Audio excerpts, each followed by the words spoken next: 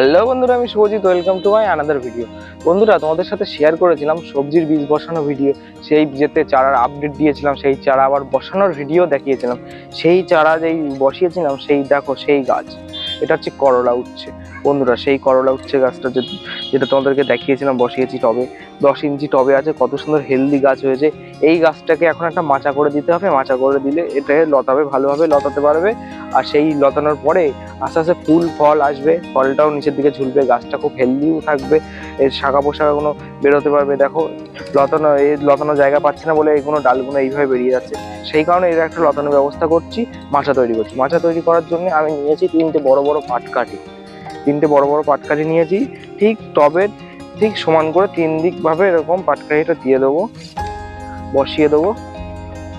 বসানো হয়ে গেলে একটা তার নিয়েছিলাম, তারটাকে গোল করে রাউন্ড করে তার মাঝখানে হচ্ছে স্টার মতন করে দিয়েছি, যাতে লতাতে পারে ভালো গাছটা। ঠিক এইটা যেহেতু আমার টপ 10 ইঞ্চি, সেই কারণে এটা একটু বেশি বড় করে করেছি। এটা টাইট ফিট হয়ে গেছে, এটাকে পরে আমি দড়ি বেঁধে দেবো।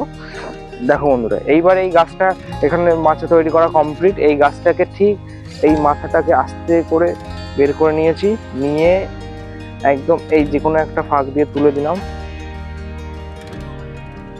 এই যে ছোট ছোট ডালপালা বেরোচ্ছে, এগুলোর এখন লতানোর জায়গা চাই। যেই লতাবে সেই ফুল ফল চলে আসবে। ঠিক এইভাবে আমি লতিয়ে দিলাম, গাছটাকে তুলে দিলাম, লতার ডালপালাগুলোকে মাচার উপর তুলে দিলাম। আর আজকের ভিডিওটা এই পর্যন্ত। যদি ভিডিওটাকে ভালো লেগে থাকে তাহলে চ্যানেলটাকে সাবস্ক্রাইব করবেন, লাইক করবেন, শেয়ার করবেন। ধন্যবাদ।